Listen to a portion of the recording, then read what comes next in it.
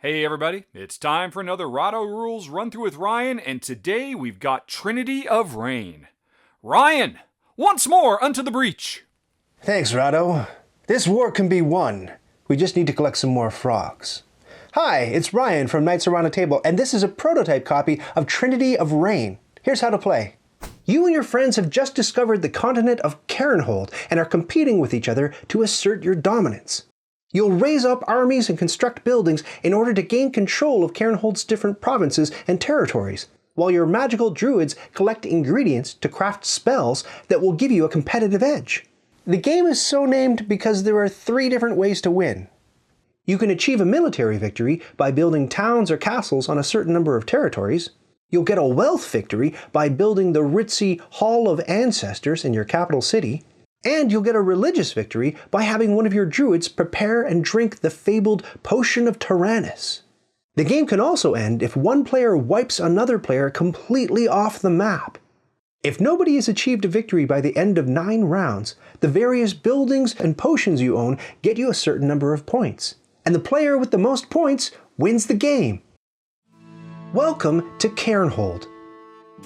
The continent of Cairnhold is split up into territories, which are denoted by these thick lines. Each territory has 6 provinces, which are carved up by these lighter dotted lines. Many provinces yield one of 3 different resources: wood, stone, or iron, which are represented by these resource cubes. There's a token on each province dealt face down that holds some secret information. Off the top of the game, you and your opponents will have chosen 3 provinces each to place a pair of soldiers and a town.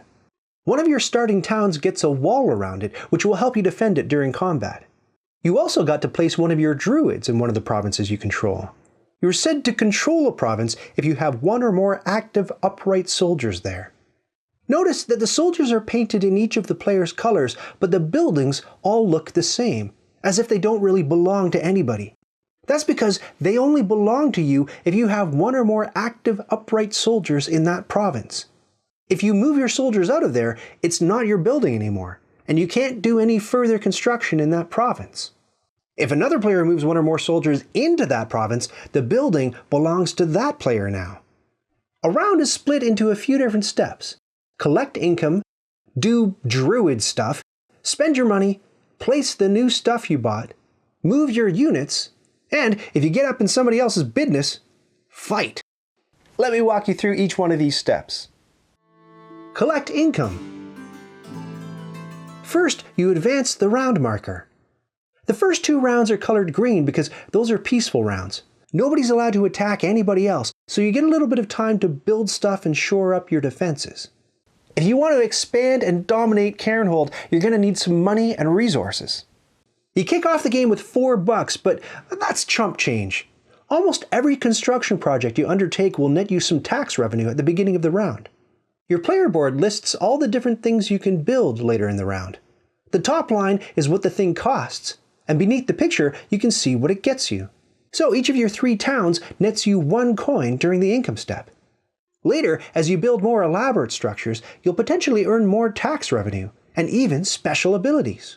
You get a couple of tracker cubes to mark your income, just to help you remember and plan for future expansion. After you pull in your tax revenue, you can exploit the land for resources. In any province where you have at least 2 soldiers, you can lay one of them down to collect whatever that province yields. So here, it's 1 wood. Now, because that soldier is busy cutting down trees for you, you won't be able to move him around the map with the other soldiers later on. He's locked to that province for the rest of the round.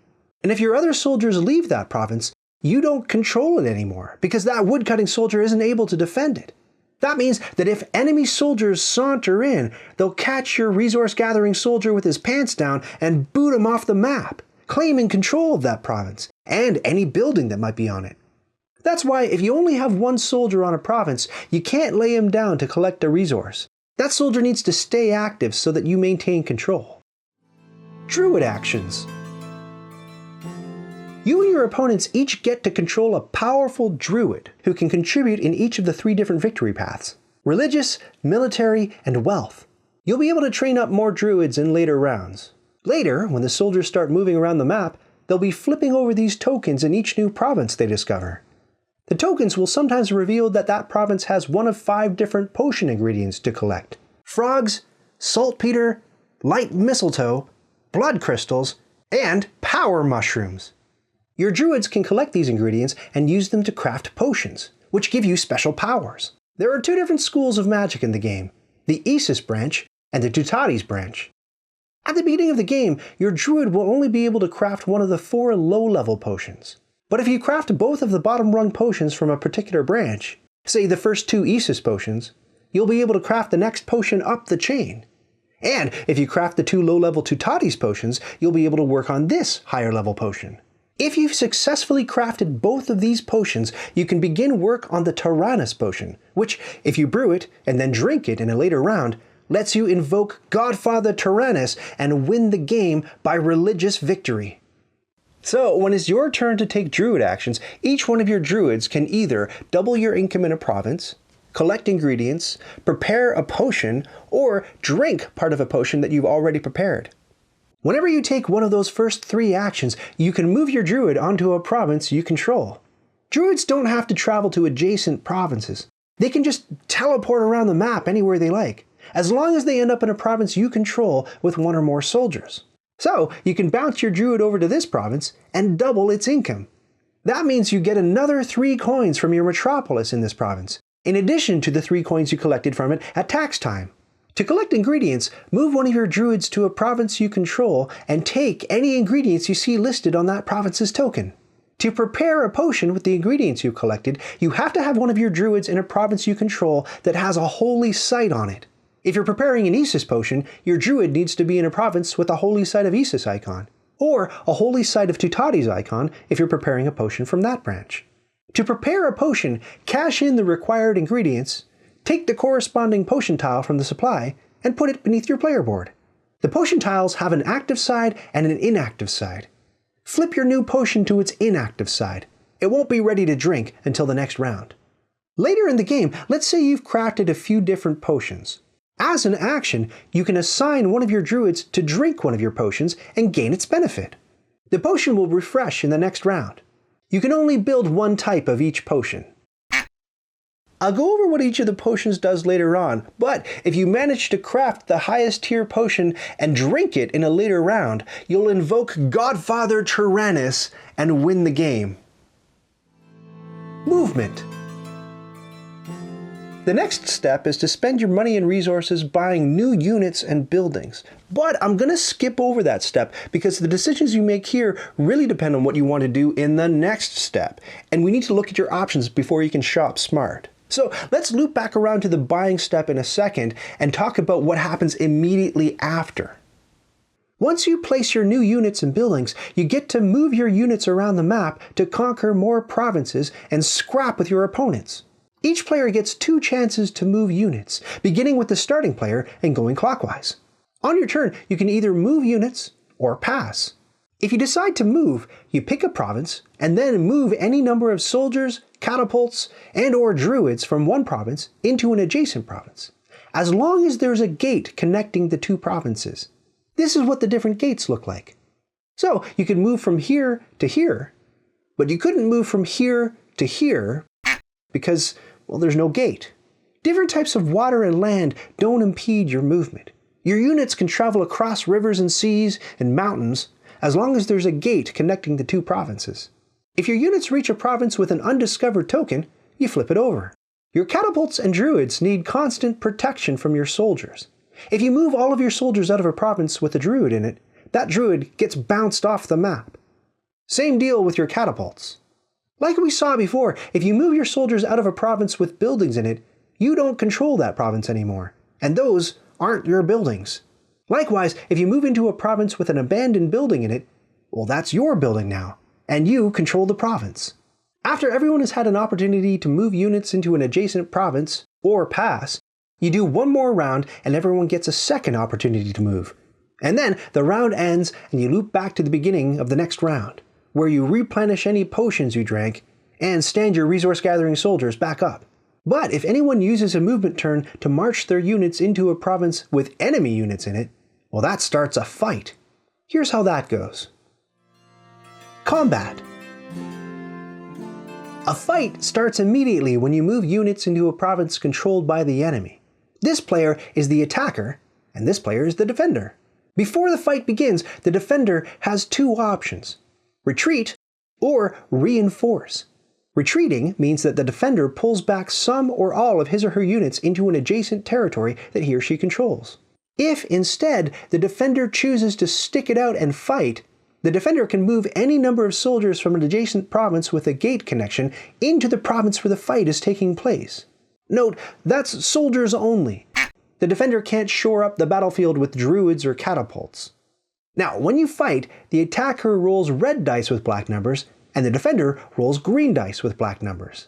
Each player gets one small die for each soldier in the fight, and one big die for each group of 5 soldiers. The most dice you can roll is 8 dice, representing 24 soldiers. 5, 10, 15, 20, 24. Both the small attack and defense dice representing 1 soldier have 4 zeros and 2 ones on them. The larger dice, representing groups of 5 soldiers, have 3 ones, 2 twos, and a 3. The attacker rolls and the defender rolls, and you add up the numbers on each side.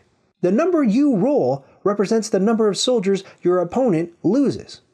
So if we had 2 soldiers attacking 3 soldiers, and the attacker rolled 1 while the defender rolled 0, this soldier will get killed off. Now the attacker has a choice: keep rolling or fall back. If the attacker falls back, he or she moves the surviving units back to the province they came from. If the fight continues, both sides roll dice for the soldiers remaining in battle. Back on your player board, you may recall that certain buildings you construct give you these little fortification bonuses. Each of these icons lets the defending player roll a white defense die during battle. So if the fight was happening here, where the defender owns a wall, that player gets to roll 1 white die along with the green defense dice. The most fortification dice you can roll in a fight is 4. Fortification dice reduce your casualties.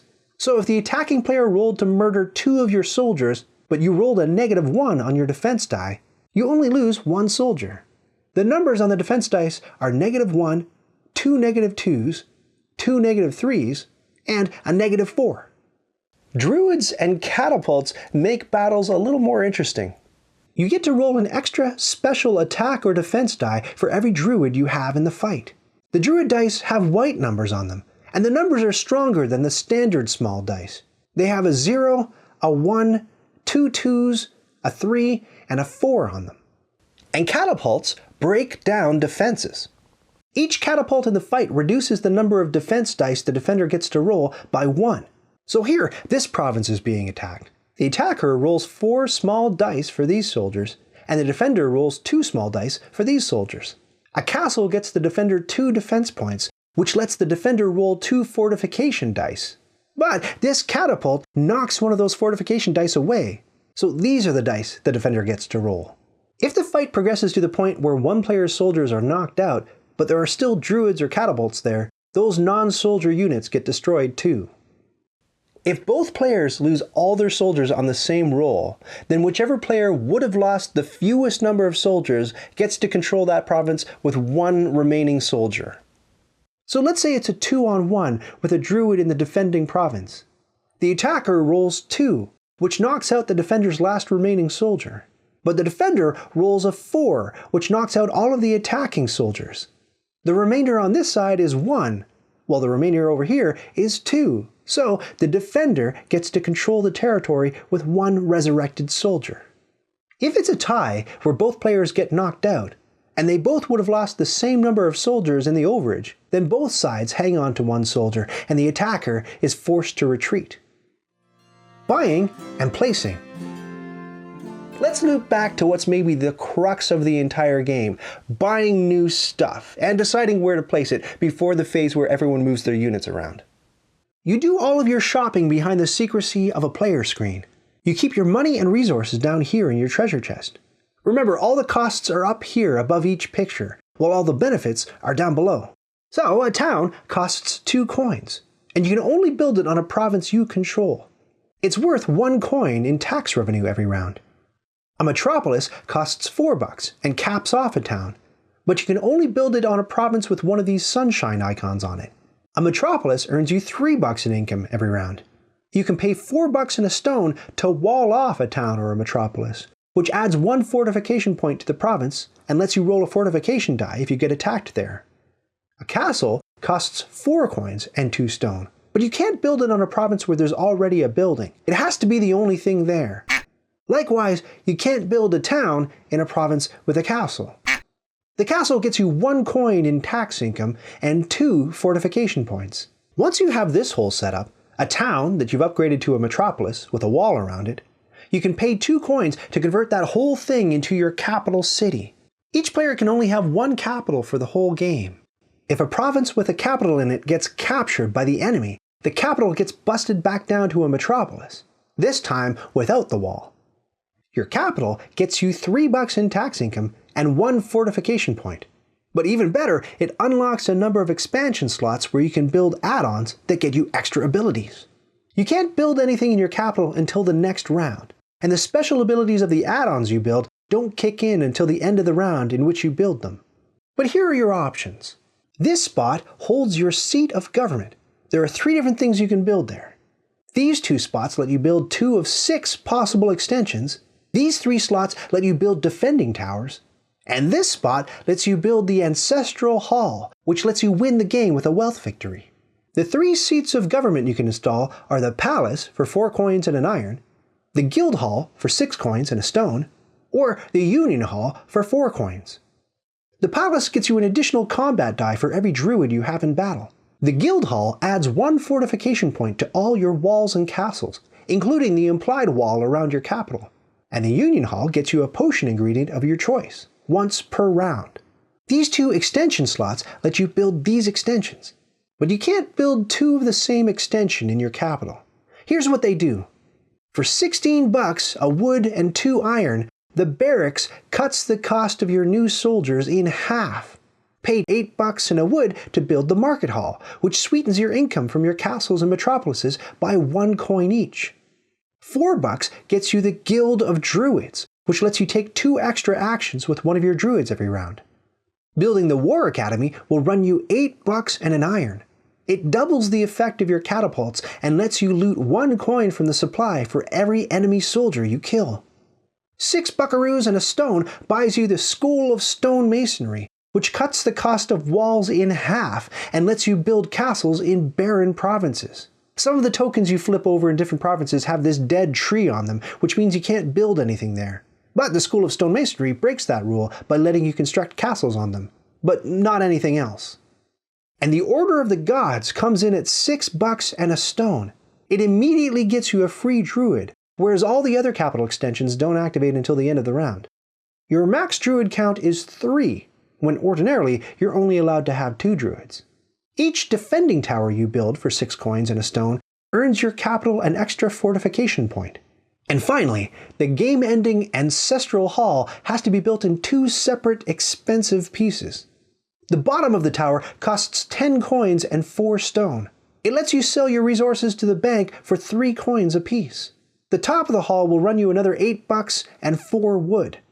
If you complete the Ancestral Hall and manage to hang on to it for the remainder of this round and the next, and nobody else has won the game through some other means, then you take it with a wealth victory.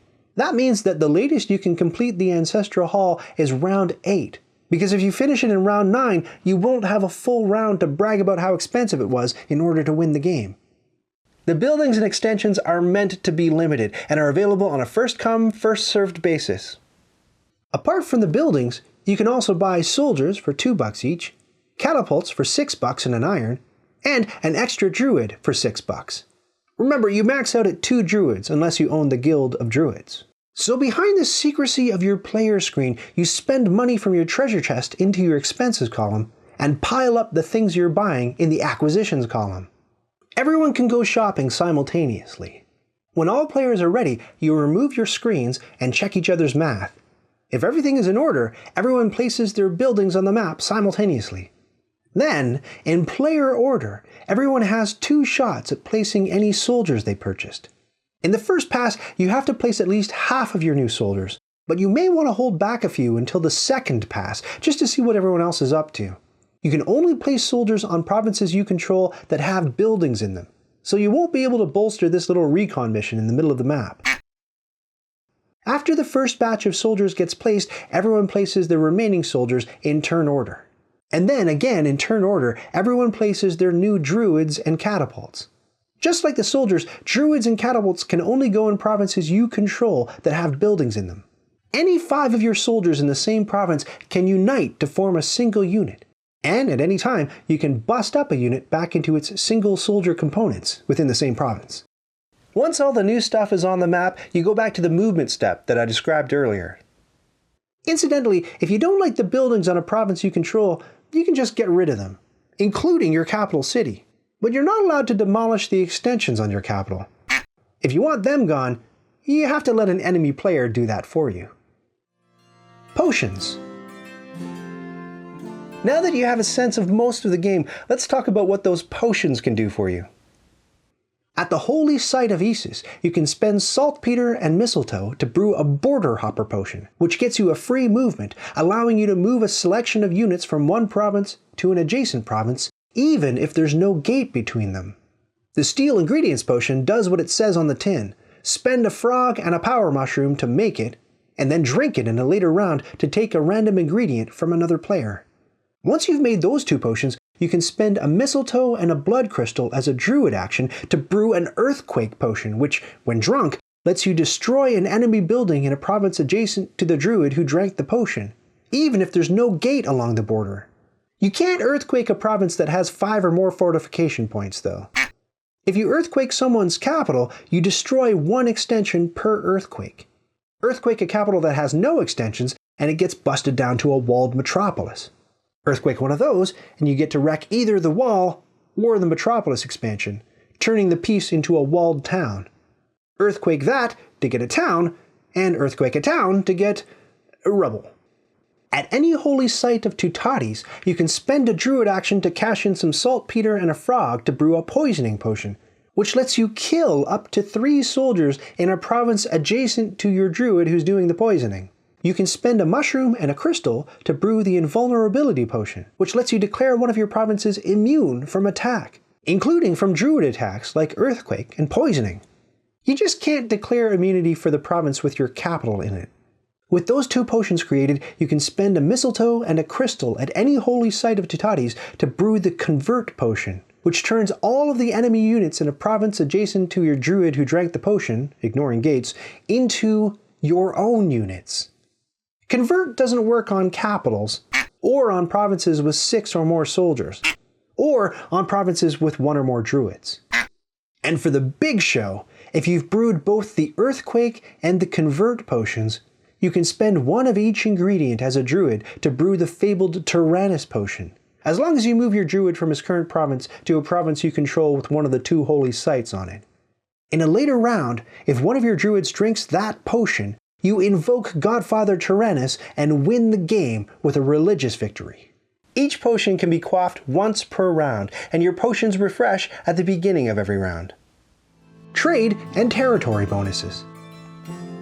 There are 2 final things to know about Trinity of Rain. First, all players can freely trade resources and ingredients with each other.